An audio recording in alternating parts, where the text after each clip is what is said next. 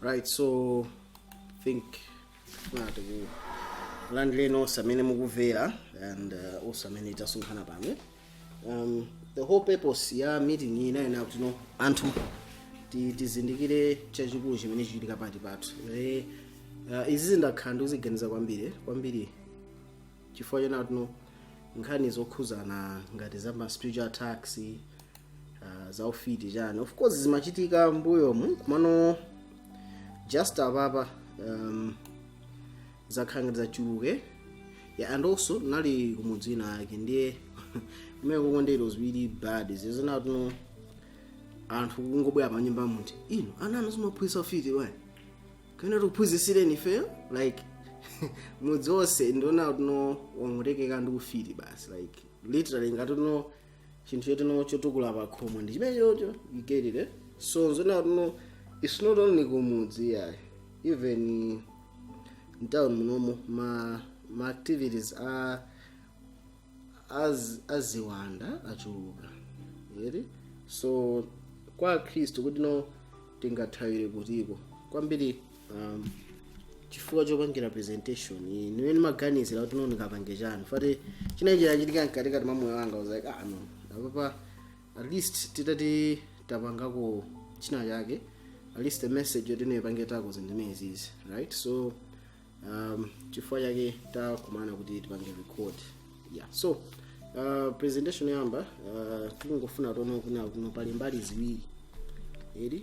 ziwiri muchina ichonse chimene tingaone pa dziko lapansi pamakhala mbali ziwiri yeri so ngati munthu sangamvesese chiyambi ndeti zimvula kwambiri kuti no avesese kuti no ali mbali itiyo right so poyambirira chimene tifuna tivesese nchinakuti no tonse tinachoka kuti tikavesa tinachoka kuti kina kuno tivesa no mbali ziwiri zinapezeka bwanji kina kuti amba kuyenda kumasesereka mmusimu so choyambirira tenge Bible lathu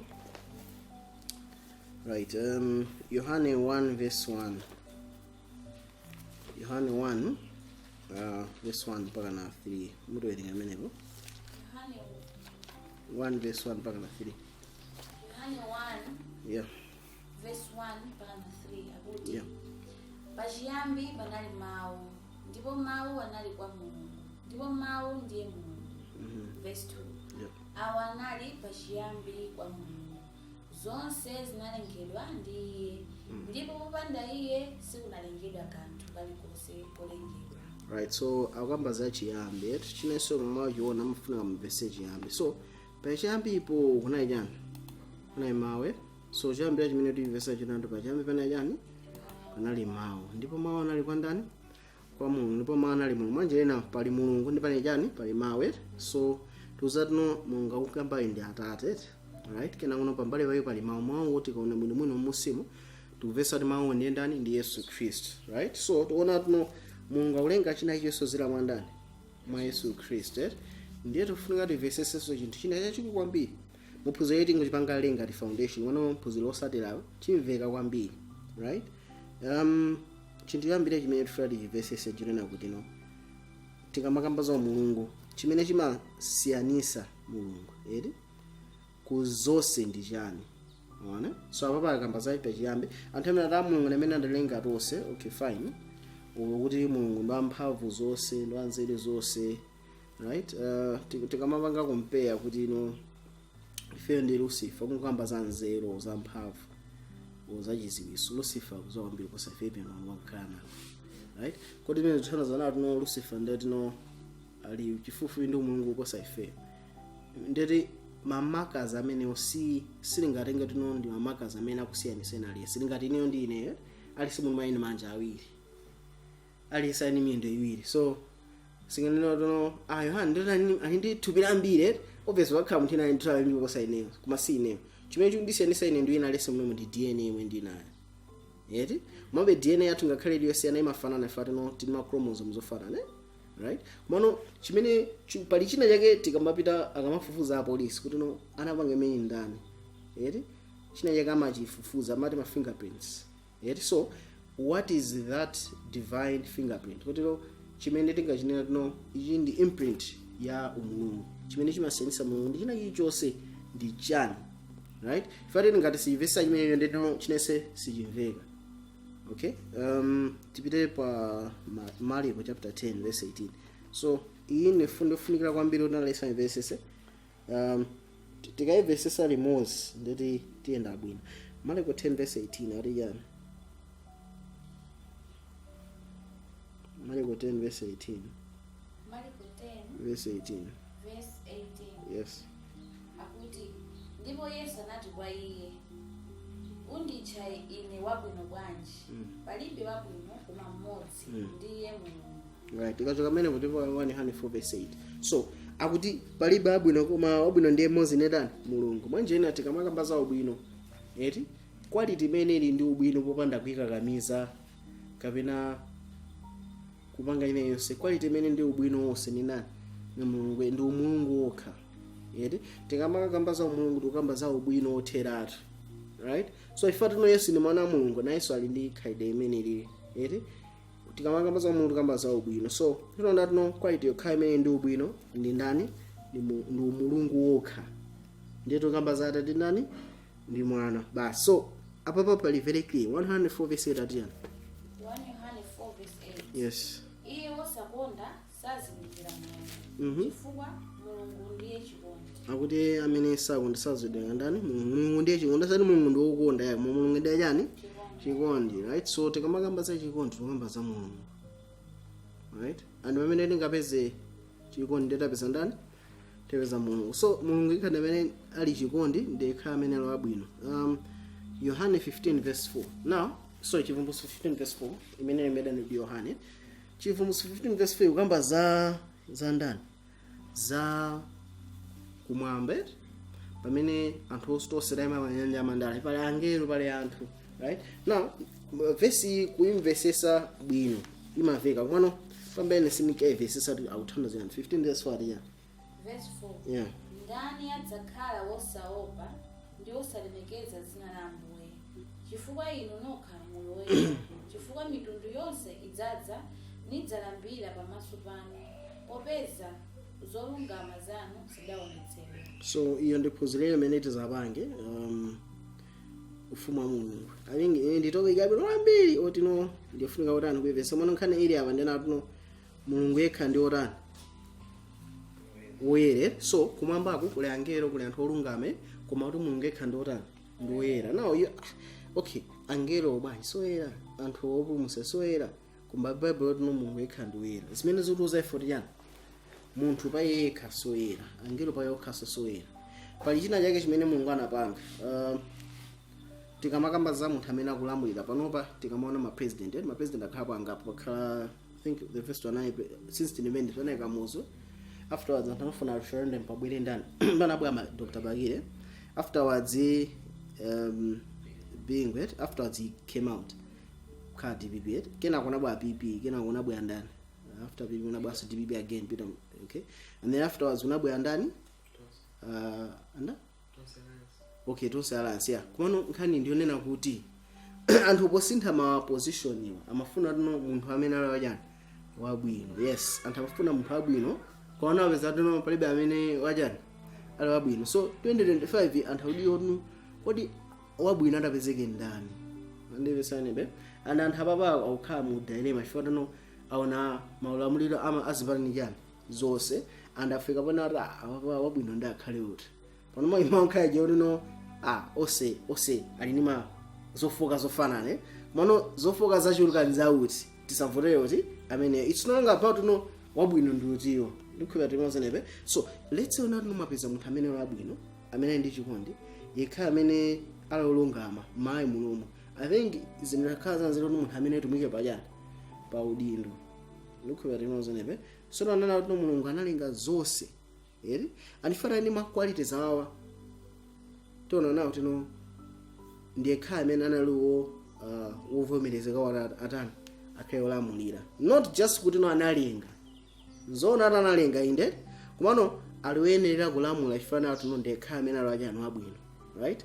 Kumano pali chinthu china chimene chimafunika chipange munthu ukakhatu like imene ni nyumba inili namangida mpanda gate chane maloko, right?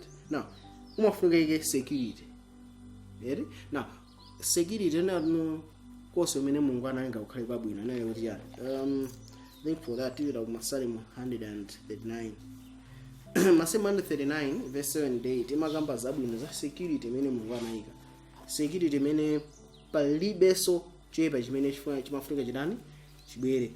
Masalimo 139 verse 7 and 8 ati yani 139 verse 7 ndidzapita kuti kuzembera mzimu wanu kapena ndidzathawira kuti kuzembera nkhope yanu. So Masalimo akawankhula chinthu chomwe kuchibweza kawiri, ndidzapita kuti kuzembera mzimu wanu, ndidzapita kuti kuthawa nyani nkhope yanu. So nkhope ya Mulungu presence yake ndi chani ndi mzimu wake ndikhope timozenebe na towerengani verse 8 ati ya verse 8 yeah ndikakwera kunga kumwamba kumweko kapena ndikadziyalira ku Gehena taonani muli komweko. So tona nawo tino Mulungu apezeka posepose uzera manyani mwanzimu ake ndikhope timozenebe anditekerenga mavesi ambiri sitawerenga kunguona Daniel chapter 7 kuona pa verse ndikhope and 8 paka na 14 timaona Mulungu atakhala pa mpando wake khamba akale ndatenga mwana wa munthu ampitisa wanani kwa iye. Tikaona pa Isaiah chapter 6 tikuona so akuti Yehova anakhala mkachisimu ake ndi mkachisimu zovala zake zinadzala mnime akupembedzera. So tikutaona kuti Mulungu amapezeka and Yesu akutuze fana kuti odala aliwera mtima azaona ndani azaona Mulungu, right? So Mulungu tizamuona maso ndi maso kuti Mulungu athu ndi komano pambali poti Mulungu tizamuona maso ndi maso Mulungu apezeka sopena walipo sozera manyani mwa mzimu wake ndikhope timozene pope. And ngati zimene zizoona ndiye kuti no kuti kose kukhale kwabwino mzimu wa Mulungu mafunika zipeza kuti kumene koko ndikhope timozene pope. And tikaona muno bwino verse ya Alesa kwiziro 123:16 makamba kuti chani pakuti simuzati nakaje sajani a Mulungu ndipo mzimu era kugonera mwandani mine ndikhope ndi choncho. So tiyentengwere verse ina kuti pakhale emphasis yabwino kuti anthu 123:16 and then tipita ku chani which according to 6 yeah telling nene 123:16 yeah kodi simuza kuti muli kachisi wa Mulungu ndipo mzimu wa Mulungu agonera mwa inu. So anthu mena malengedwa anali kachisi ajani a Mulungu mzimu wa Mulungu amagonera mwa ndani mwayi wanayi ngati kachisi. Alright towerengani 106:19 ati chani 6:19 kapena simudziwa kuti thupi lanu ili kachisi wa mzimu woyera amene ali mwa inu amene muli naye kwa Mulungu ndipo simukhala a inu nokha. So tona nawo tuno munthu ina aliyese nkhani nawo tuno kuti akhale angwiro anthu amazazana mzimu ndani wa Mulungu tifika kumene koko komano nkhani tuno mzimu wa Mulungu kukhala mukachisi kachisi nani munthu olengedwa na mafuna tuone chinthu china tikamakamba za anthu timazana ndo anabwera after mbuye kwenikweni ndi angere mavesi ake salipo I think it yawo mwana mina tenga waneratu nthawiwa 1 Corinthians chapter 11 yeah toiling on verse 3 area verse 3 koma ndifuna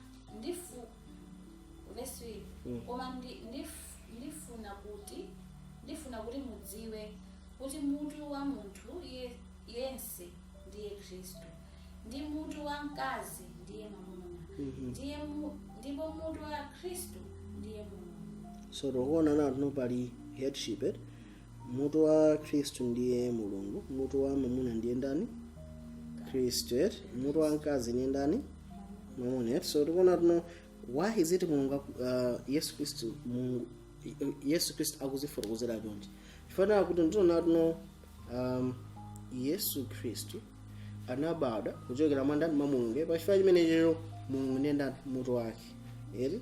Tikaonanso muno bwino pa mafesi ena osatawerenga tikaona muno bwino pa mtanda pa Yesu Kristu analira Mulungu wanga matani mwandisira njina Mulungu wa Yesu Kristu ndiye uti. Tikaona muno bwino Yohane chapter 20 verse 17 nana kuno ine ndikukwera sitiwerenge Mulungu chama verse ndikukwera kupita kwa Atate wanga ndi ndani Atate wanga Mulungu wanga ndi ndani Mulungu wanga.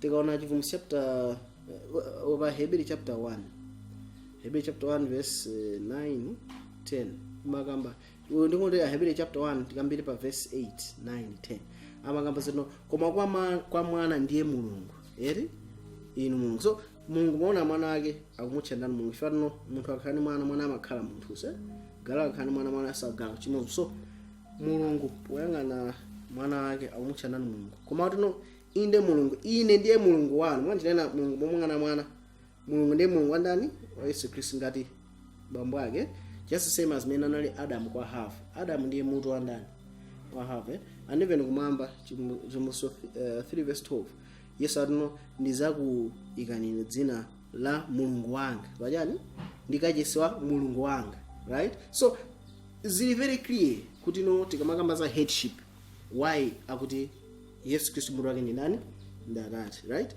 And it's very clear tikamakamba no kazi mutu wake ndi mamuna chifukwa chani zikutengera kuchiyambi koma chifukwa chani anapanga chonchi. Tawerenga ni 1 Corinthians chapter 11 yomweyo pa verse 9 ndi 10 pa verse 9 ali bwanji 11 yeah verse 9 verse 9 pakuti mwamuna sanalengedwa chifukwa cha mkazi koma mkazi chifukwa cha mwamuna. Okay, tikapita kuchiyambi timasona yonche mwamuna ali payekha Mulungu alisika bwino akhale payekha kenako kumulenga ndani mkazi. So mkazi analenga ifaya ndani cha mwamuna koma no why because Mulungu adatangwa lenga usaja timos just like mena anamangira zinyama zonse amazenga ziwiri why Mulungu anadikira chonchichi. Tolenga pa verse yosatira verse 10 koma mkazi chifukwa cha mwamuna chifukwa cha ichi mkazi ayenera kukhala nawo ulamuliro pamutu pake chifukwa cha angelo. Mabona mwenepe Yesu Kristu amamvera Mulungu muzonse ali ndi ulamuliro pamutu wake ali munthu amene ali mmwe chimodzimodzi so tikaonanso mkazi amene akhala ndi mphamvu pamutu wake chifukwa cha ndani chifukwa cha angelo. Mwanjira ina anthu amene aulengedwa angelo ena aukira kale kumambako amukira Yesu Kristu amene ali ngati mutu wawo. Yesu Kristu ndi mutu wa zolengedwa zonse tikuona amene zokhala amenepe. So Mulungu apanga zimezi why chifukwa cha ndani cha angelo. Mwanjira ina chinaibo chimene angelo kumamba sana vese and Mulungu polenga anthu amafuna anthu onse konse kumene ali akatha kuvesa chimene chichi ikhwiba tinozenebe wasukumuza kule mavesi omwe tawerenga osamwe ndango chule. Okay, alright. So tibwirireni kumayambiriro kodi zinayi chonchi. So tona tino tibwireni kumwamba tibweranso pa dziko lapansi tifuna tione maziko zonsezi. Ezekiel ndi buku limene limakamba zinthu. Okay, ndifunse nawo akamakamba za nkhosa imene ili yophedwa imene ili kumusaife akamba za ndani za Yesu Kristu. Yeah, so rozatino tikamakamba za wansembe amene ali okhulupirika tokamba za nani za Yesu Kristu. Koma tikaona muno muno uchipangana yake kunali nkhosa zimene zimaphedwa nayenso ansembe osiyanasiyana osaja amene ndani Yesu. So tikamona Ezekiel chapter 28 imakamba za mfumu ya kutulo kapena Tyrus mchezo amene anangesa ntchito monga ngati imene Bible imakisiwa nkhosa kufotokoza ndani za Yesu. Mfumu imene inakisida ntchito kufotokoza ndani za Lucifer ndikhupa tinoze, right? So tione menepa Ezekiel 28 nimafuna tione chilengedwe cha angelo pa verse 17 ali yani. Okay, tiambe nuone pa verse 15 ali yani. Verse 15 yeah, unali wangwiro njira zako chilengedwere mpaka chinapezeka mwa iwe chosalungama. Right, so ine ndikufuna tisimikizike kuambirira Lucifer amene amalengedwa anali wolengedwa wajani wangwire. Another word for that tikanali ngolengedwa wajani wabwino tinozenebe. So Lucifer analengedwa wabwino chimene chimampangisa akhale wabwino ndi chani mukuona menebe kuti chimampangisa akhale wabwino ndi atengani verse yake ya 18 ali verse 18 mwampulupulu zako zochuluka ndi malonda ako osalungama waipsa malo ako opatulika. Chifukwa chake ndatulutsa moto mkati mwako wakunyeketsa iwe ndipo ndakusandutsa mapulusa panthaka pamaso pa onse akuona. Right, nene kufuna pange focus malo amunzi atino waipsa malo ako otani opatulika. Malo opatulika kuti amapezeka kuti mukachise ya makhala malo opatulika kena malo otani opatulikisisa mono malo opatulika amapezeka mkachi. So tonaona niwaipya malo opatulika mchizuko anakamba bwinobwino, you have defiled thy sanctuaries. Sanctuaries ndi chani? Temple, kachisi. So tonaona tuno angelo osanalengedwa ankhwiro 100% imene Mulungu alili, chifukwa tuno amasazedwa ndi mzimu andani wa Mulungu, osatotana ndi quality nake mayiwo imene imapangisa akhale angwiro. No, ndikhulupirira tinozenepe. So security imene Mulungu anayika nayi security yamphamvu kwambiri. Mulungu yekhani amene angwiro ndiyekha amene amabwino, polenga zonse aliyesa kulingana ndi yani kachisi, aliyesa zonse ndi mzimu andani wa Mulungu. Pali security yokuti no palibenso ina amene angasokoneze, sizoti pangabwe chisokoneza chifukwa tino aliyesa ndi mzimu wangwiro wa Mulungu, aliyese ndi wabwino 100%. Ndikhulupirira tinozenepe. Now ngakhale zili choncho, imene ndi security number 1 kuti pasakhale vuto linalilonse, pamafunika pakhale security number 2 yonena kuti aliyesa akhale wokondwa, aliyesa akhale ali wokondwa. For example, ndingopasani chisanzo, ndingopereka chisanzo okay, ndingopereka chisanzo chatawirire. Alright, abwedi iduyo by default you guys mwindiche kondi pakati pane kumano we siku linake mnenera mwenu mukazangu yambo yende nake nizakuombera. Alright, why not?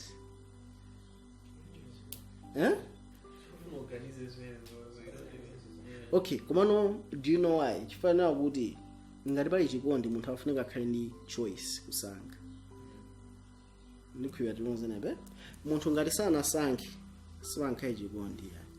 That's why matapezana no anthu akamanga manga some of these kukhala nkhondo chana anthu akakunka village ndalanda azimayi aja akakwatira kumano ndi makunka kinzi akazoti no analokale alanda osaje nkhondo jaikati amathawa bwerera kumeko chako. Chifukwa chani? Panebe ku choice, panebe kusankha. So ndi chimozimozi mene Mulungu analenga konse kwabwino, analenga mukaza ndi mzimu wake alisana ndi chisankho. Ndikhulupirira tinozenepe. Akaona bwino wa Mulungu ndi maonekedwe ake ndi kuoma wake, anthu aja amaperekaso service ya chikondi kwa ndani? Kwa Mulungu. Panebe potino mmozi wayo alakwisa ayi koma anayonse ndi mzimu wa Mulungu anayi ndi chikondiso mkati mwawo eti and anayi ndi ufulu woti atani asankhe and chimene amapanga nthawi masankha ndani? Mulungu. Freedom of choice inalipo. Ndikhulupirira tinozenepe. So that's the one security imene Mulungu anayika kuti naliyesa akhale utani wokondwa. Yeah, so nofuna kupanga emphasize pamenepo, right? And with that freedom pamakhala chance yoti apangira chani corrupted eri komano Mulungu anayisiyabe freedom ikhalepo chifukwa yenena kuti aliyese amafunika akhalepo utani wokondwa. Pano basi zoti ndanera kwakunda kiapo ibe mana rapuluke mpaka tamalize presentation. Once nangonena chonje alisafuna atani azinyamuka. Koma tasiyapo pale open ngati simusangana nazo mutha kunyamuka kumatani mapito. You have that freedom and you are happy to be here. I'm sure that's why it's bad because of that freedom. So tikamaganiza Mulungu kumamba tiganize to know what risk it was. Ndi risk yaikulu kumabe Mulungu amalola atayitenge risk imene chera anthu akhale okondwa osati nkhanga ngati zimarobot, because Mulungu amakonda kuti no anthu azimufuna iyeyo iwo sazafuna anthu aja aliyesa akufuna wina ndi zake. Chikondi chimakhala mino chonje osati naye pakhala pangida pressure ndi anthu akwawo kuti no usunga msiyo uyu khalibe pamozi mutawapitiriza mabe iwe nkali mwatima mako mtima kuli kutali ni munthu uja, right? So Mulungu apanga choncho. Now tiyentipitize pa verse verse channel. Okay, 18. Right, now tukaona bwino mwini tumona Mulungu anampasa Lucifer nzeru zambiri imani sangasa nchizungu ama yankhula bwino kwambiri. Kodi ndi pamene forwarding thou sittest up the sum. Anyways, again verse 17 because of time. Verse 17 adia. Verse 17. Unazibuza mtima wako, mtima chifukwa cha kuomba kwako. Waipsa nzeru zako chifukwa cha kuwala kwako. ndakugwetsa pansi ndakuyika pamaso pa mafumu kuti akupenye. So lona Lucifer chimene chinavuta kwambiri chotena kuti amakhulupirira nawo kuti chimene chikumusiyanisa iye ndi Mulungu ndizana no Mulungu amalamula ina aliyense amamvera Mulungu. You get it? Aliyense amamvera Mulungu ndiye akulamula. Okay, that was the difference, and because of that munzeru zake anamba kuganiza ineso ntakhala so wabwino ngati ndani Mulungu popanda ndani Mulunguyo, right? Ntakhala wabwino ngati Mulungu popanda ndani Mulungu. Ndipo anthu satauta atandivera so ineyonso chimodzimodzi ngati mmene anthu amavera ndani amavera Mulungu. Chimene chimamupangisa confidence imeneyi ndi chimene yocho kuti no ine nzeru zanga ndakupanga improve pang'onoko ntakhala ngati ndani ntakhala ngati Mulungu. So mwanjira ina ubwino silikutengeranso kuti liwe lini mzimu wa Mulungu ayi. Ubwino tutengera kuti liwe lini nzeru yakuchita zabwino eti ulini nzeru yozasi zotani zoyipa ndewo zingusankha yani zabwinozo basi ndi wangwiro. And that's true. That's what Lucifer magani. Anthu ambiri amaganiza ya Lucifer yo mwamba akamafuna rango taika kina kwa kataika basa renga ngiro sanara arona nitataika nalabisa basa apa ndi plan yanga ndino ningwarenga ngere nawo sa basi ndakoke basi tose tikataike nawo limozi ara tose ndi angere taika limozi angere ndi Lucifer apa basi anthu so akataike limozi ndani na plan ya munthu anzeli simeni yayi ndikho tinozenewe plan ya munthu I don't know kuti no ngati apo Lucifer kana aveka wanzeli because they are full of wisdom. But the point is amangufuna banga create a parallel structure whereby Mulungu ali apa aliyesa zazana nizima Mulungu mwani ya ali apa pili amene azazana nizima ndani wa Mulungu koma anthu aja ndabu inobe chifukwa yani chanzeru zawo. How do I know? Tikaona kwa Eva namuzali yani ukaja chipasa yozesa zabwino nzoyipa zakhala ngati Mulungu wakuziwa zabwino ndi yani mwanjina chimene chimamusiyanisa iyo ndi Mulungu chona Mulungu payekha amaziwa zabwino nzoyipa ndi Mulungu amangosankha yani zabwino. Now why should we follow him if we don't seek it again ndarani ndaiziwa, right? So that was Lucifer's point. So tikaona muno mwino Yesaya 14 Lucifer mafuna khazikise ufumu umene uwo kutiko mwambako Yesaya 14 tikaona muno bwino Yesaya 14 verse 12 amakamba za Lucifer mene anagwera nani verse 12 wagwadi kuchokera kumwamba iwe nthanda mwana wa bandakucha wagwetsedwa pansi iwe wolefula mitundu. Tipitizani verse 13 ndipo iwe unati mtima mwako ndidzakwera kumwamba ndidzakweza mpando wanga wachifumu pamwamba pa nyenyezi za Mulungu ndidzakhala pamwamba pa phiri lakhamu malekezero a kumpoto. Verse 14 ndidzakwera pamwamba pa mitambo ndidzafanana ndi wamwambamwamba. Verse 15 so Lucifer sakanga nasala Mulungu akuti ineyo so focus yake ndi iweyo in ufumu wake ndikunjesa Mulungu izika focus pa iweyo kuti no kufanane ndi wamwambamwamba tiona bwino muno nkhana yake nena kuti no iweyo usiye kwangana pa Mulungu focus ukhale pa ndani pa iweyo through kuphunzira through education utakhano wabwino wangwiro. So tutaona kuti kumwamba kuli vuto lalikulu lona no pali kulekana pakati pa Mulungu ndi ndani Lucifer ana angelo ena asankha side ya Lucifer mwanjira ena azipanga divorce asapanga choice yoti no yo udakhala ukondwa sakufuna sakhaleso ulumizana ndi Mulungu. So china chili njani mzimu Mulungu ndani nochoka mwaye and immediately mzimu Mulungu utangochoka mwa Lucifer chinapezeka mwaye chinacho tani chosalungama unali wangwiro chilengedwe iwe kufikira chinapezeka mwaye cho satani chosalungama je ndoti nyapebe mzimu ndani wa Mulungu. And what was used by Lucifer no akafikire pa ungwiro wake umene naye pa chiyambi nzeru basi kuzera mu nzeru kuziwa kuchita zabwino ndi zotani kupewa zotani zoyipa of which tikaona muno bwino zimene sizingambangisa mutakhala wangwiro eti. So tikaona muno ifura liku ndi ndimene. So foundation yathu tikipanga lindi nawo tino basis ya ufumu asarani ndiyofuna kuchita zinthu zooneka zabwino popanda ndani Mulungu. Ndi ufumu umene ukukhazikitsidwa popanda Mulungu. China chonse ufuna chabwino chichitikire popanda ndani popanda Mulungu. Now tiyeni ku Genesis chapter 1 verse 31. So tapanga lay foundation yamba Genesis 1 verse 31 aliya tikaona mwino mene dzuka pasina lengeda Mulungu anayankhula china chake. Tikaona mavesi abuyo amara zinaibwino kumano apata ngulenga anthu anayankhula chinayo. Verse 31 aliya verse 31 yeah. Ndipo anaziona Mulungu zonse zimene adazipanga ndipo taonani zinali zabwino ndithu. Ndipo panali madzulo ndipo panali mmawa tsiku lachisanu ndi chimodzi. Tikaona bwino mu chizungu zinaibi it was good koma it was very good. Very means iwanga emphasis zinaibwino ndithuyo akusindika chinthu chimodzi.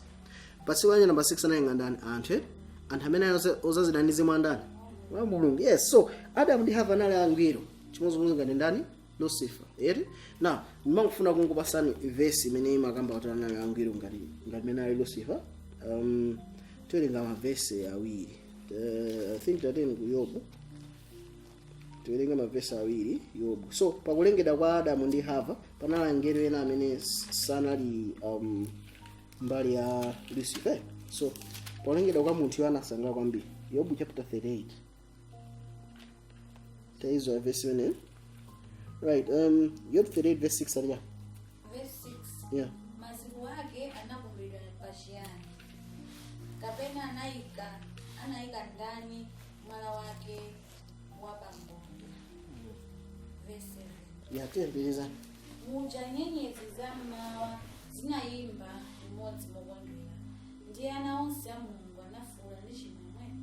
Kapena anatseka nyanja ndani. I think you can stop there. So mwana nkhani ya kuika maziko a dziko ndizira akamba zachilengedwe. So Mulungu amufunsa iye ndakuza no mene zimachitika izi anonse a Mulungu anatani anayima ndi kusangalala. Tikaona muno bwino mu chizungu akamba za morning stars. Tikaona Lucifer naiso chani bright and morning star. So ma morning star ngama zangera amene anali olumikizana amene Mulungu anasangalala ifate anthu ati analengedwe. And tikaona so muno bwino anavesesa na kuti no munthudi aulengedwa mchifanizo ndani cha Mulungu. Tikaona muno bwino Adamu ndi Hava. Adamu poyamba kinango ndani Hava. Choka mwa Adamu mutuka munthu ina amene ali ndani Hava. Choka mwa Mulungu munatuka Yesu. Hava ni munthu ifata achokera soma ndani mwa munthu. Yesu ali no Mulungu osefa achokera soma ndani mwa Mulungu. I'm sure that's the thing. So akuona chinthu chonse universal na I think it's true. Kuti no tikaona Hebrews chapter 1 tiona controversy imene navuta. So apart from kuti zinampangisa drive Lucifer apange siege ndime uzona kuti no apart from God wina amene apembedzedwa mwamana ndani Yesu Christ. And amafuna so nayeso that worship imene kwa Yesu ibwereso kwa iye. Pamene pa Hebrews 1 amuzada iwe ndi wotani olengedwa. Sindwe mwana wa Mulungu mene alili Yesu. So tikaona ma morning stars angelo ndana Mulungu chifukwa no anachita kulengedwa. Yesu ni mwana wa Mulungu chifukwa anachita kubadwa. Pali kusiyana kwa ulubiri kulengedwa ndi kubadwa. Hebrews 1 is very clear. All right. So today ni Luka chapter 3 last verse. Luka chapter 3 verse yomalizira imakamba za Adam. Luka chapter 3 verse 38. Luka 3 verse 38 ari bwana. Verse 8. Yeah. Mwana wa Enosi, mwana wa Seti, mwana wa Adamu, mwana wa Mulungu. Mopana meneve. So Adam akucheda kuti mwana wa ndani wa Mulungu. Mwanjinano mene Adam amalengedwa anali mwana wa Mulungu ende senso no anawazazidanizi mwandani wa Mulungu. Anali wangwiro 100%. Anungwiro ake suma bwira ifaro achita china yake mwachifaro azazidanizi mwandani wa Mulungu. So ungwiro ubwino kuyera ndi chikondi so sezipezeka mwa angelo ifaro inizi mwa Mulungu. And Adam chimodzimodzi iso so pabe kusiyana kuna uliwonse ndikukhulupirira tinoze nebe. Right, so Mulungu poona dziko lapansi kuti zonse zili bwanji zili bwino kwambiri. Why zili bwino pa dziko lapansi? Ifati no anthu amene ayikidwa ngati oyang'anira zonse azazidanizi mwandani wa Mulungu. Right, taona ni chinthu china Genesis chapter 1 verse ya verse 26. verse 26. Yeah.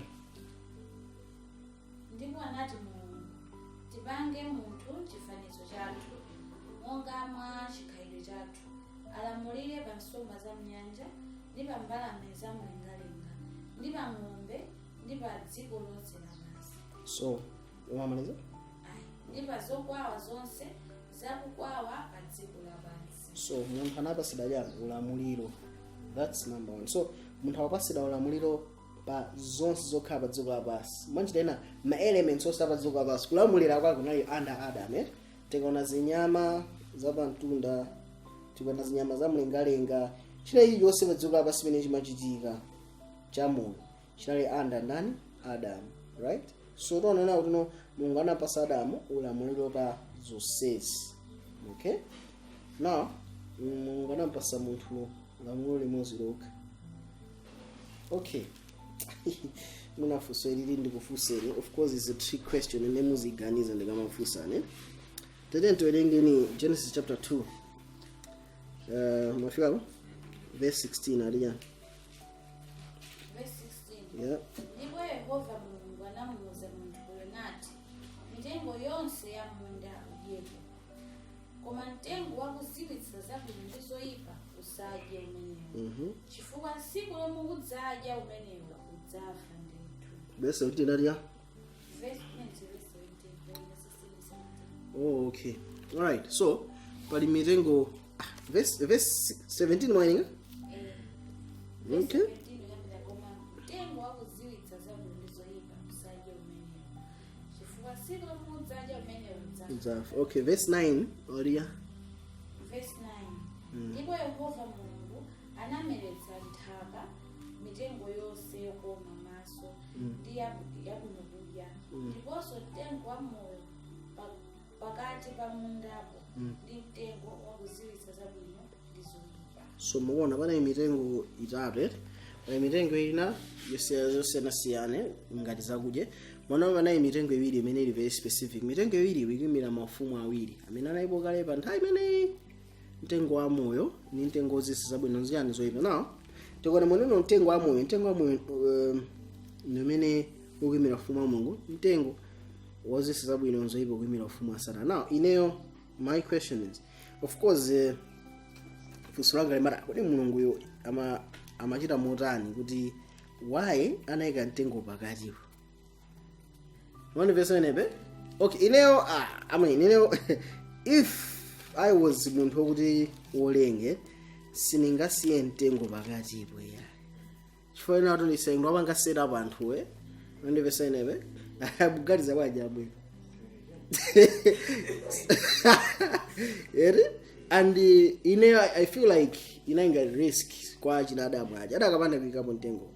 Komano my point exactly. I think anthu if that happened, then if you also look at ufumu Mulungu again. Because if you look at it in the moment, tikaiona nkhani muno bwino. Inali nkhani ya choice again. Adamu nthawi alengedwa. Mwana alengedwa ali kale mbali ya Mulungu. Chifarango zazidaso ndi mzimu wa ndani wa Mulungu. Afunika kale free choice. Ndivesene so mtengo uja anthu amaona una mtengo wanje. Okay. Udatha wakhala ipeni chimanga kaya mtedza. Udatha wakhala china iyo mtengo uje. Mono mtengo uja ukuyimirira ona kuti ngati mwafika apa ndeti kuvomereza ufumu wa ndani wa Lucifer. Mtengo wa moyo ukuvomereza ndeti ufumu wa ndani wa Mulungu. Zimene matano zimene zizo basi. Ndikubira tinozanebe. I don't think muna china special mu mtengo uja chimene chinapanga kwa anthu aja. Mwina mono I doubt. Fali mitengo isawa imiresa ndani ndi Mulungu. Ndikubira tinozanebe. So Lucifer can only interact ndi anthu but mtengo ajani wa zisa zabwino nzoyipa pamene koseko ndi ndani ndi kwa Mulungu panga interact ndi anthu. Ane Mulungu sanga alese anthu kuti asapite pa mtengo ajani kwapanga force wangu achenjeza. Ndikubira tinozanebe. So Mulungu akwapasa anthu power of choice so tuna anthu akhale okondwa. Anthu akhale okondwa. Now I read kunena kuti adakhala anthu agonjesa yesero it means ndekuti Mulungu adakakweza anthu akuwapanga kwafikisa maona no sadakatha kutani kuchimwase ngati umene muida naye pa probation chani mandivesenebe. Now my question is not okay, what do you mean now kuti no mudakapanga place anthu apa malo kuti sanga chimese? It means that akakhala ngati maroboti. No, mandivesenebe, it's through them kumusankha Mulungu kupanga yield naturally kwa Mulungu kuti ano ine I will not go ukuku ndipanga bedu ka Mulungu. By that was the only way to put them on a place whereby sanga because nanga dali mwa Mulungu palibe chine chimene chingatani chingapange plug out. That was the only security kukhabe ulumikizana ndani ni Mulungu. So tikaona muno bwino tona nawo tino muideni mene muna mirengo ibiri mtengo woyamba ni mtengo wa moyo. Ngati ulumikizana ni Mulungu khani moyo wandani wa Mulungu. Moyo mene muli chero chose chikondi everything imene timachifuna chiti muti mene mumu. Ana amene akusogoza kuti kachite zinthu zabwino ni nani? Ni Mulungu zina mwanyani mwa mzimu wake, right? On the other side ni mtengo wozisa zabwino nzerani zoyipa. Chimene chofuna kwambiri uziwe zabwino uphunzitsidwe one. Manje lena isinonga moyo umene ukulandira. Uphunzitsidwe zabwino, uphunzitsidwe zozodani zoyipa, kenako ukaziwa ziwirizo uzitha kusankha yani zabwino. And tikaona system imeneyo ndi system imene tikaona moyo bwino ndi system ya ndani. Tateni tibile ndiyamene.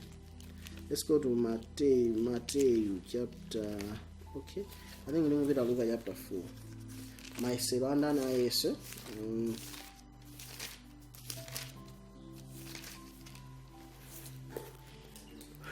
Yeah, okay, just wait.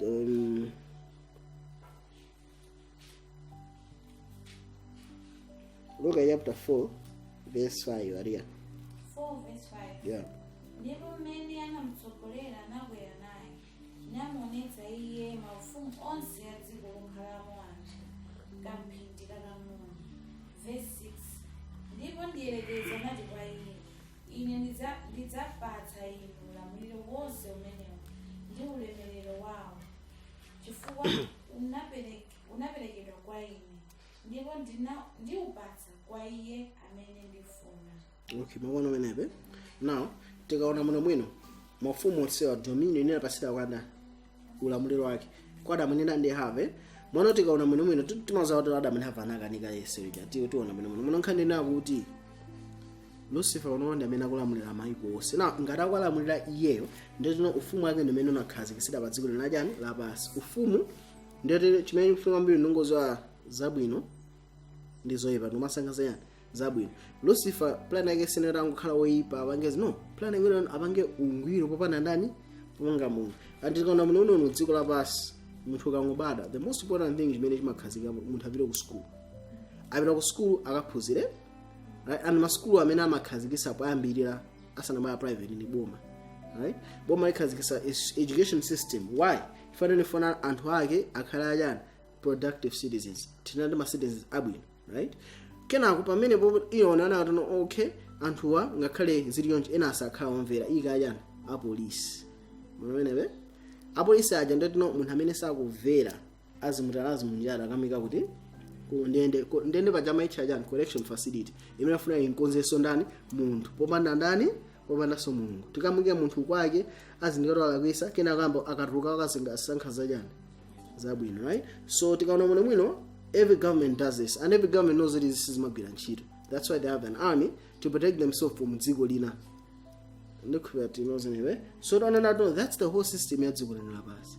Tige maphunziro anthu akhala ajani nzeru zosathandizira zipanga zinzabwino. Let's say munthu wotino, let's say munthu wotino mina sana aphunzire kwambiri wapanga china icho sokonekera kuti basi eri mono munthu ndo ophunzira apangenezo sokonekera akudata apanga bwanji sumamvesese kuti okay anyways I don't mesh mono pakati pakakhala scandals ambiri opanga zinthu zimene ndanthu wotino they are high up ali maudindo ali ma PhD and the like anyone kuona makwalifications akulu kuti asanga pange izizi yayi. Why? Because that's the idea. Not know the higher up you go nzeru zako zankasi the better you know ncho even chanya umakhala munthu ozindikira kumano education payo kasima pengeza muthakangiro iwungopangisa munthu akaini nzeru zambiri paife patokha sitingakwanise kuchita changwiro ifana ungwiro mwapezeka mwa Mulungu yekha.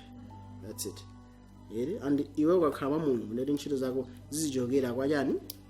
Kwa Mulungu abwino uja. Right? So taonala pana mitengo iwiri imene imathandiza mafumu awiri, ufumu wa Mulungu ndi ufumu wa chani? Wa dziko lapansi. So Adam ndi Hava pamene anakumana ndi ntchito imeneyi. Ana Hava ndi amene anatani? Tingowerenga. Adamu sana nyingine nawe kamene imasekese. Adamu sana akusisidwe na kumabe ana achimo. So anyways, atatenga kutomotera. Ngikapeza kaya. 1 Timothy chapter 2 verse 13. 2 verse 13. Yeah. Pakuti Adamu anayamba kulengedwa pamenepo Hava. Yep. Ndipo Adamu sananyengedwa koma mkaziyo kunyengedwa nalowa mkulakwa. So osana lakwe maana Adamu sana ndani sana nyingi. Now tikaona mwana mwino Adam ni Hava pa Genesis chapter 3. Teten vile Genesis chapter 3. So Genesis chapter 3 tikamba pa verse 1 chuchitika njoka inali yoyenjera kwambiri. Ndeta abwera kwa iye namfunsa kuti anana tuno tisadye mtengo ina uli wonse. Muona menepe verse Genesis 3 verse 2 ali yatelenga. Verse 2 mkaziyo ndipo anati kwa njoka zipatso za mtengo wa mundamu tidye. Yeah. Koma zipatso za mtengo umene uti uli mkati mwa munda Mulungu anati musadye umenewo musakhuze umenewo mungadzafe. So that's the point is Mulungu anapasa choice. Kudakhala omvera iye akhala omusankha iye. That was the whole point. Ina freedom of choice. So pana njina option ni mtengo chana it was just a simple test to test kuti anthu kuti akhale okondwa amusankhe benani Mulungu. That was the only reason. Ndikuya tinoza nebe. Tabiza ndawo tichana. Verse 4. Njokayo ndipo inati kwa mkazi kufa sudzafa. Right, that is another foundation of faith also bane. Belief in other munthu akufa sana nani sana afi. The first foundation is titamanga chinaiso na Mulungu. That's why munthu wavutika ibe ndalama banja la muvuta ntchito ya muvuta. The first thing chimene munthu amafuna kupanga so kupemphera afuna pite kwanda kwa singanga either anthu amuloza kapena afuna akakhwime. Right? And worse enough kumalayi kunoko zimachitika zizona kuno even azibusa sana ngazimezos. Azibusa almost every church. My churches in out no khazikika I won't mention. My churches odo ndo khazike every mamidzaba bezeka maikwe na mabezeni. My church akalekale, right? Ntama zisango. Number one thing kukakhwima kuti avote. Right? And you find out even like most Pentecostals, I'm not saying all, my Pentecostal churches are ambiri, most of them amabanga run on mphamvu zora zenga kumidima. You want a church mafia, amafotokoza how that happens. Even ngadamuni ndimwe ayipita pa YouTube kabanga search Andrew Strom Kundalini warning, Andrew Strom Kundalini spirits of invading the church. Mukaibe zameneyo. You find out anafotokoza bwino kwambiri. My Pentecostal churches like ours and they like how was ours ambili they get them from it's of course it's a new age, it's a new age movement. And ndwina ndani Johanna Milkerson anafotokoza because yeye anali ku one new age, right? Ndana bada smasbana from Mexico. Now wapita ku USA but zimene abanga ku new age kuja and abanga so kuti kuma churches nde anayobalika umuzukha bwana kena she studied wanga denounce. Now sin kunena no aliyese ndilabanga nizonso. No, I'm not sinobanga blanket statement kuma nokona no majority of the things wezuchitika aneneni ngati atina Elia Yohane even esana bangi zona no izize kodi izuchika mu Bible foundation eliyos, right? So tikutaona kuti no mphamvu anthu afuna mphamvu kumano mphamvu yakufuna sakuitenga pa mtengo amwe aitenga pa mtengo ajani ozisa bwino zoipa, right? So foundation 1 ya midima. Foundation number 1 ndopanga zinthu kufuna panga achieve zinthu popanda ndani wana Mulungu. 2 kukhulupirira anthu akufa sana afe. Kuti nawo akamwalira ndedeno chinayi chimamba kuyenda mzimu umayenda. And by that's why there's an anthu they kill anthu. Kusunga mafupa anthu okufa like albinos, right? That's why they're mostly amapedo. And tikaona muno ma articles ma albinos ma killings awa machuluka kwambiri. Ma elections amaiko aku Africa kama kuyandikira. Kandi ku Malawi, Mozambique, Tanzania, India maiko aku Africa ambiri. Aku sub-Sahara. Akakatino ntaya zama bakusandiki yandikira. Ma albino killings ama chulukaso. There's that study among research. Why? Chifukwa kukhulupirira no munthu akafa. That's when chineke mysterious imachitike chenatuno amakhala utuno yo ndi access kumphamvu zina zake. Right? So chikhulupiriro chimene chenatuno munthu akufa sana afe. Ndi chikhulupiriro chopsa kwambiri chimene chopangisana utuno anthu ambiri achoke m'manja mwa Mulungu. And ndi chosikika kwambiri. I remember there was this story ya nkulina agarana malira. Anayolemera kwambiri. Adamwalira onatuka anthu ndanga zit 40 chakule. Koma naye anthu ambiri ena foto za rifenali tinali ngolo za nkuluyu tinali njinga za nkuluyu tinali chani anthu ambiri chonchi ona anamwalira kaya namba kutuluka. Right? This was in the news. I think sikunazona. No ne? And izi zichitiko zono anthu anafa kale nake koma nosana afe anthu oya.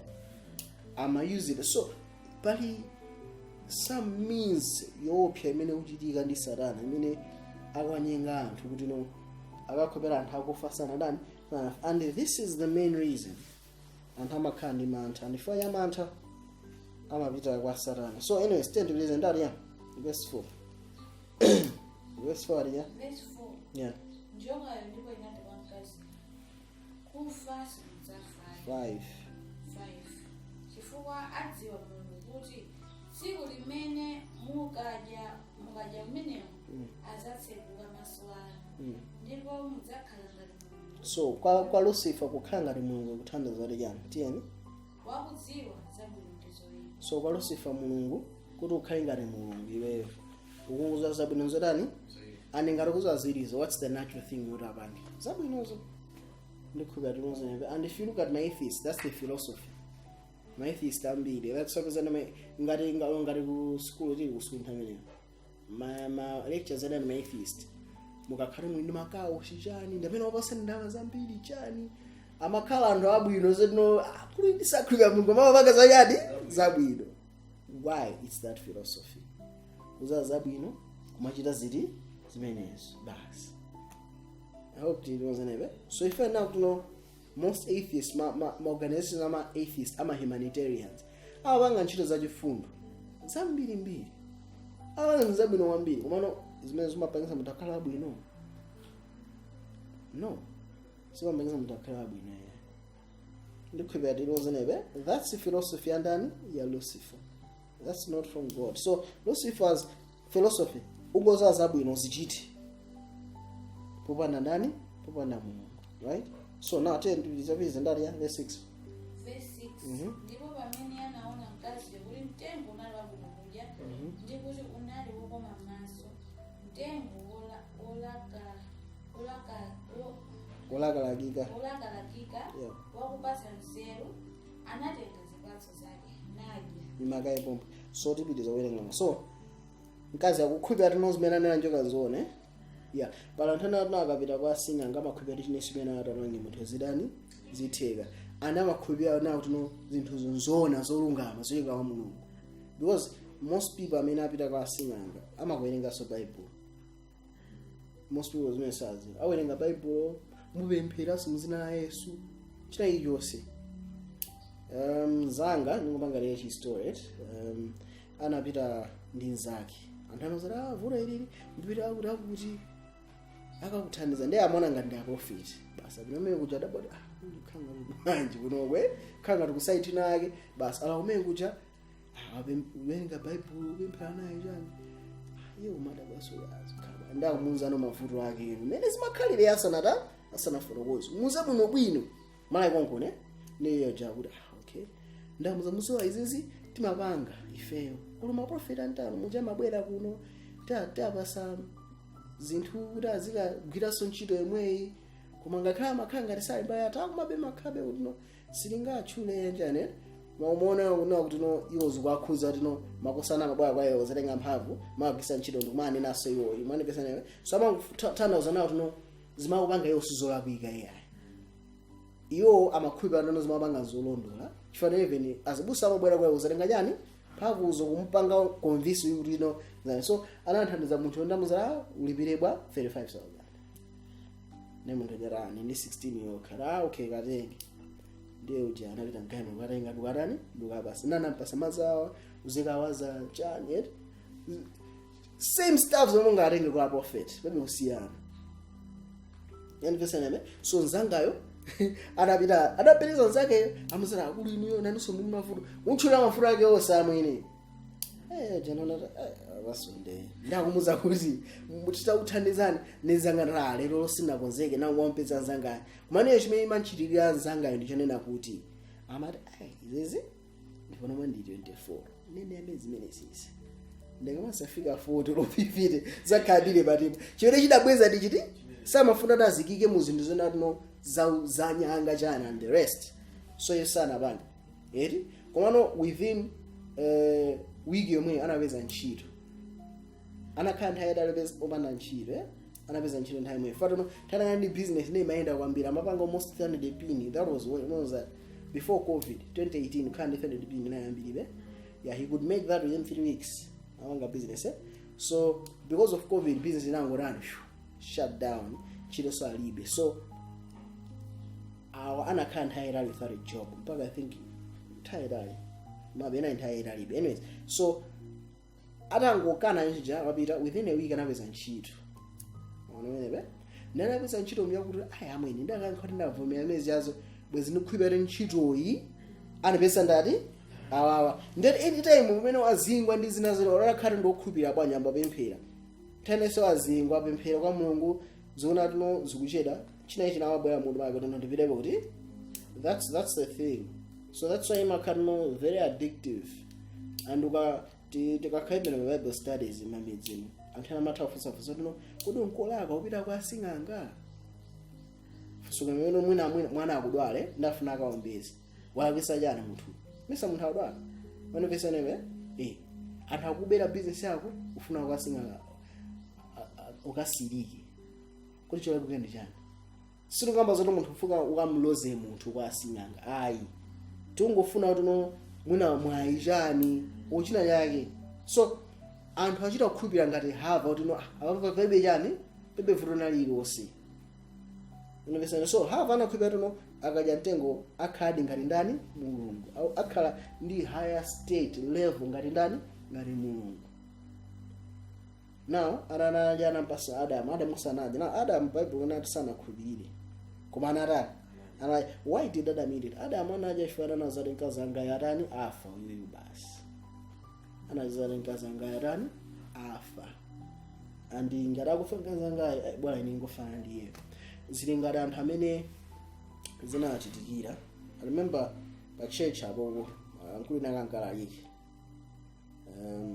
ndiye anaini mbale wao nzake abamuza yende nekuza nkhani yake so arana ndi mbale wao ina wake anamba kutupa on the side ndima tuva mtu amba kudwala mwene ndimachita ndandi chikupume like a chuma right ndio mtu adwala atende tikumane babanja tipange ba basi tenizongeza ukapito chipatala chipatala kangamba kushu kwezati bwanji palibe vantu museka kungomuseka waruka same thing and bwanji ndapita kachiwiri kana kuyamba garden kanako kwera akulu amwene iziri kubudzwa tutali kuti munthu amatani amathandiza na ayiwe atiyo kwene ifeni vantu kupembeza wanga zimeze anapitaso zati sizinatani sizinatheki nanda chibokhala mwana inkulu ujara tamwita nenkulu ujara anafusa amwezi ukhala bali ara izizi amakhati chipongwe basi anapita umuzi wa ndani kwa mkuluyo apeza umuzi wa mkuluyo anakanthandiza zimayo zinatani zinata amen. What if I said now what do you think zinachitika kuchikhulupirira kwa akulu awa anakhala sheke nibe what if I said anakhabe shaking. And this isn't my facts or that OGT. Right? So I had a friend when I don't know in Kazwagi, and of course in Kanina my sized, my grand sized. So so I told him, let's start my prayers. So I started praying it, and in that like a juicing program. Now daily they were also praying in ours. Right? What happened was it my sister jana kwirira terare muntu samaenda jana kuzatohamba ukolopa chani nchiro amba kukwira sobwino. I was like, praise God. You know, afterwards what had happened was that ndikufusana okay abandali banja rapa bali bwino and the like kena nando zasoda of course anapita kwa maina kama bemphera umeona so my visions ndana auza kuti izizi abangane muntu ina wake ne basi I don't know mabe vanobali bwino. I was like, oh. Now I have a problem nindevudo limozi muntu ukakhala I don't know wapita kwa muntu obemphera ineni makhubi ampemphera I believe kwambiri mpemphera I believe nati mulungu amankhabende anthu pakalero right mono zomane na no ineyo mabwaya kwa ineyo ndiye ndikuze nawo pangisa ndiwakuti show me in the Bible ways me zimachitike we munthu anabwera kwa Yesu ifade ali ndi vuto lolumala kapena ndi chiwanda kapena ndi chane ndamuza izizi aupangira ndani ndankulako because zimene zomwe zimapangisa udani wopya and ukapita kwa sing'anga that's what happens. First thing asinga mapanga uyo akula chifankolano akuti kuchoka mwe pamkama udani whether asing'anga uzimaone nazo nzolondola kapena ayi I do not care. That's not the purpose of this study. Umankhani na kuti mukamacho ka effect ya makhaya mudani because mupanga chitu popanda mulungu. You get it, eh? So the devil plan again ndikubwera kuba kuphandula ndikuononga basi. That's the plan. Right? Kuba kupha ndikuononga. Kwacho santhu kufumwa mulungu kwabesa fumwa ndani wake likhubati mwazenebe utuno munthu pokupita pa nthawi asiye kukhulupirira muzimene Mulungu ananene just like have. Right? So ineyo ndimakhala skeptical kwambiri munthu akamuzira izizi akangati wakuti ndinota izi sinzima mulungu izizi ndikhubati mwazenebe. So I believe nati mulungu akapereka solution imakhala yenena kuti imakhala yozikika si imakhala sotuno wapanga ndo akuti chani ayi mulungu apereka machiliso amakhala ndi machiliso likhubati mwazenebe. So if ever pali munthu orene makhala ndi manata when this is why ine makhala skeptical. So tona no Adam sana khubirire machifo cha mkazi wakana laso muchiti it's the same thing zimene zimachitika m'mabanja. One person knows that papa the only solution ndi kwandani kwa asinga wina kuti ayi kumachifo cha no wina yakukakamira wina amapezera kugera somuti. So zikhulupiriro kumayo kunoko they are very strong kwambiri monena kuti zikupanga affect even in mabanja monena kuti no anthu apita ku church kukhala ma elders bwino komano pakakhati pali vuto linalilonse kwa asinga. Right? Ndimafuna ndipereke another example panayinza kenaka apita ku amapemphera uchani amapemphera uchani meaning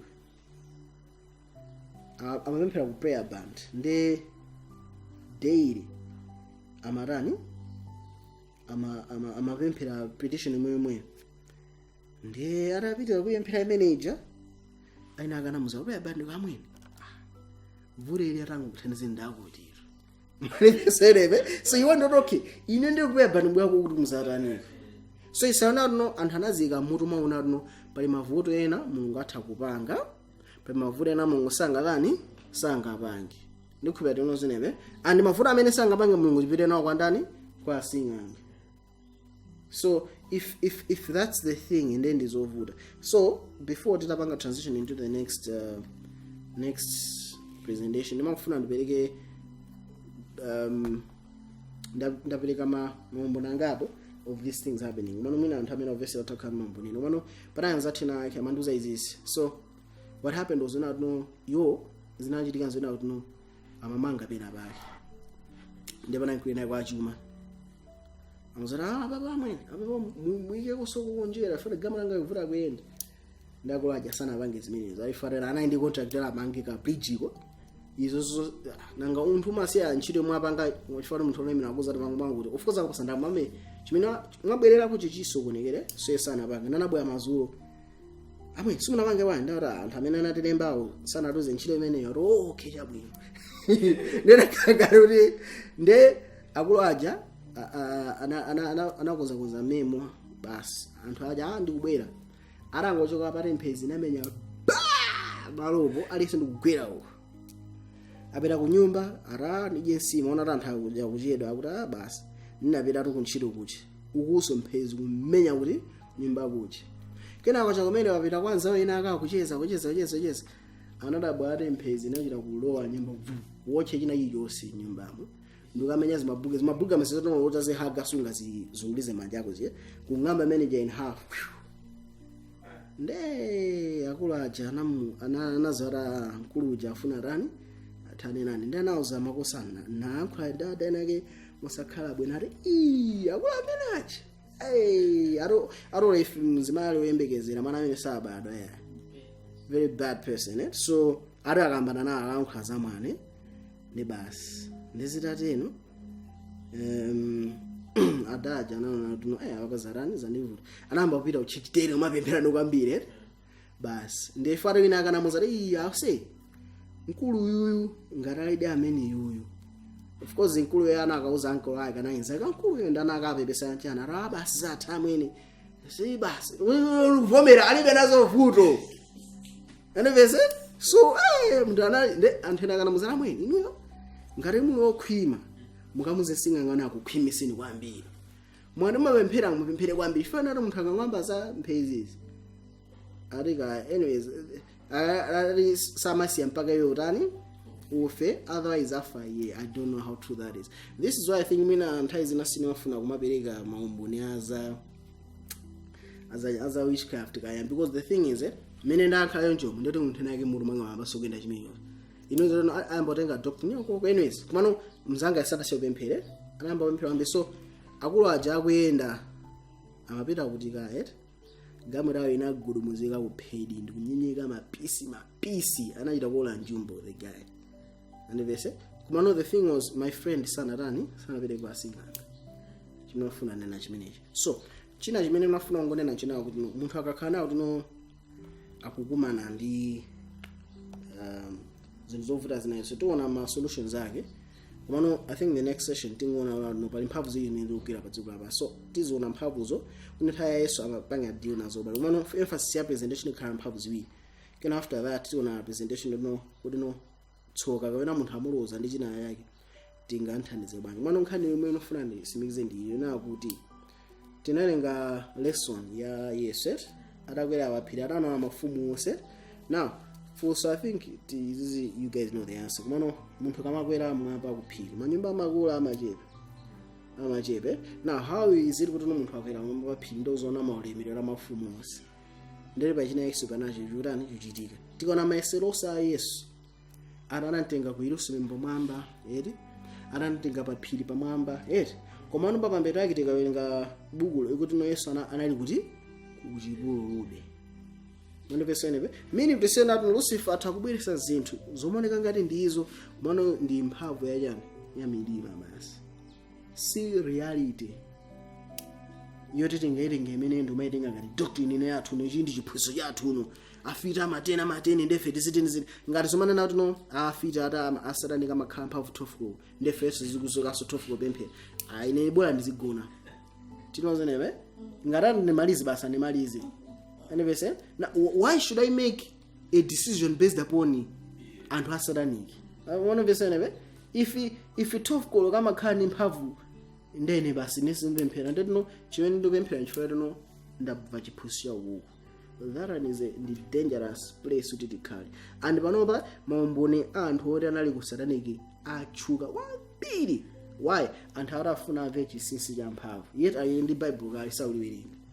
Right, so this means mabanga create another danger chifana no tikaona maesero sa Yesu mapeta kana pezeka bali kuti kuchipululu ndizosatheka rokwere phiri ndozona maufumu ndosifana chita kuchina chake kupangisa zizoneka zazikulu zipafupi zosatheka anapita kumamba pa kachisi kenako wapezeka bwe chipululu zinachitika kuchani mina inayi ngati masomphenya amene anampasa kuti akhenga nakudumphadi kaya namtengati koma silingathe kuziwa chifukwa chanena kuti mapetaka analibe kuti kuchipululu ndikhulupirira tikozanebe sotana Lucifer anakanika kumpanga harm Yesu chifukwa chani Yesu anali okhulupirira kwa ndani wa Mulungu anali link so zimene tinanano mphamvu chinsisi cha moyo wauzimu ndi moyo wokonjesa tingachipeze bwanji komano chimene tikufuna nena pa china tuno sindimafuna kupanga koti kwambiri zimene amapanga Lucifer ndi Phiri ndi zina zote fana no ndikapanga zipanga koti ndi zimangobwesa amantha chani what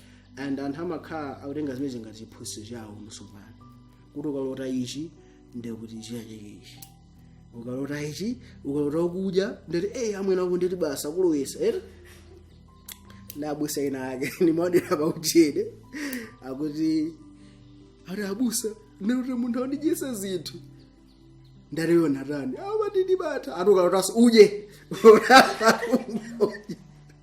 why should I be scared but peserebe so I say now ngarule mwa Kristo sto naso na nzimene azizona palibe choti munthu kuzopa china Yesu and ine ndikama vesera mumbona anthuwa ndimangofuna kunena kuti atapanga emphasize umbono wonse kuti Yesu Kristo anakumbutsa bwanji kuona ine nalika wasani kaya kungofuruza pang'ono that and then explain more Mulungu anakumbutsa bwanji ananisa bwanji umbono jezekhala emphasis panani pa Mulungu mwana anthu amangonda verse 5 fana zimapanga glorify zimene amapanga kuti uko amalowa mnyumba kuli mokiya makhani mphamvu zanja amata nepeza mpaka some guy told ndanu kuti amwene simungu tithandize tilowe ku satanikiko ari niyo munatuka ku Mulungu tipasana mbala sizo nini niyo yayi mwana verse enewe why chifana mwambona makhala emphasis kwambiri pandani pa Satana and what he can do andikaona mwene knowledge imene kuchuluka ndiya zimene Satana matani amapanga osati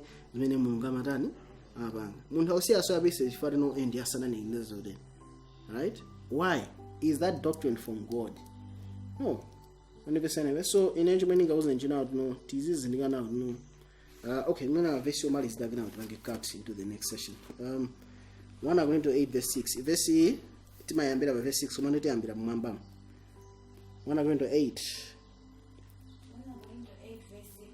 tiyambira verse 5 ariya venga verse 4 verse ariya verse 4 sono kunena za kudya zoperekedwa nsembe kwa mafano tidziwa kuti fano silili kanthu pa dziko lapansi ndikuti palibe Mulungu koma mmodzi so anthu akuti ya imezozo imakhala sananika taniko kazipereka nsembe so nkhani ndano amati anthu Corinthians amapanga kumakhala chikachisi nekachisicho akapereka nsembe kwa Zeus ndani aipha ng'ombeji nezo sala zamazigulisa wangabe business anivesene nana madona kuti zimene zapereka kwa mafanozi tizidya ngati Kristu ndipo wala kuyankha nena kuti kachapereka nsembe ife kwa ife fano sijani sikanthu koma ndani Mulungu amene tumuzalipo mngati moziyeka tiyeni verse 5 pakuti ngakhalenso iliko yoti yonenedwa milungu kapena mwamba kapena pa dziko lapansi monga iliko milungu yambiri kuliya verse 6 koma kwa ife kuli Mulungu mmodzi Atate amene zinthu zonse zichokera kwa iye ndiye kufikira kwa iye ndiye ambuye mmodzi Yesu Kristu amene zinthu zonse zili kwa iye ndi ife mwa iye mabwana amenepe pala ambuye angati amozi basi amene tumunzi ndani Mulungu ndi ndani ni mwana wake basi right and alipasa moyo wake tiwo paso chani iso pa verse 7 aliya verse 7 komatu chidziwitso sichili mwa onse so chidziwitso sili mandani mwa onse anthu anawuzoti izi zithu chovala chimene chikuonekera ngati mene mabox chonchi chichita ndeti mchama film esonire maka box ya white and black ndeti sangavale chivala chimene chochi chama film eso okay so what andivesenebe chabona ngati sinalembedwe kinali kusomana ndi mabox ya black and white nisavale chifukwa chani ndi Satani how many things in this world even my computer akamaya pamakhala kaje kupanga lodi ka round kache wejaso ndikasataniki simple ere so ine basi ndeti ndi 7 kupanga malali basi ndendasiya chifukwa ndikupa ndeti sataniki right so chimene ndifuna chinene chonena kuti no sinonati munthu uzikavala chovala chotinoja chilo lembera satana jani ayi koma imene unena chenera kuti pachiziso chimozi imene ife tikuchiziwa ndicho moyo otani wosatha kuzowa Mulungu ona nyinani mwana wake Yesu Kristo ndilandira mzimu wake chimene tufuna diveseni chiti chimene so mu presentation 1 mamfuna tunese ndo pali mafumu angati awire so presentation number 2 chimene titapange tika tikuona kuti no pa mafumu awiriwa kodi akugwira ntchito motani so tikateno ndati tikhala tikudikira kuti tipange presentation number 3 imene titaona kuna kodi ku zemba kapena kuti munthu ali musampha tingamuchoseko bwanji right Mulungu alemekezeke.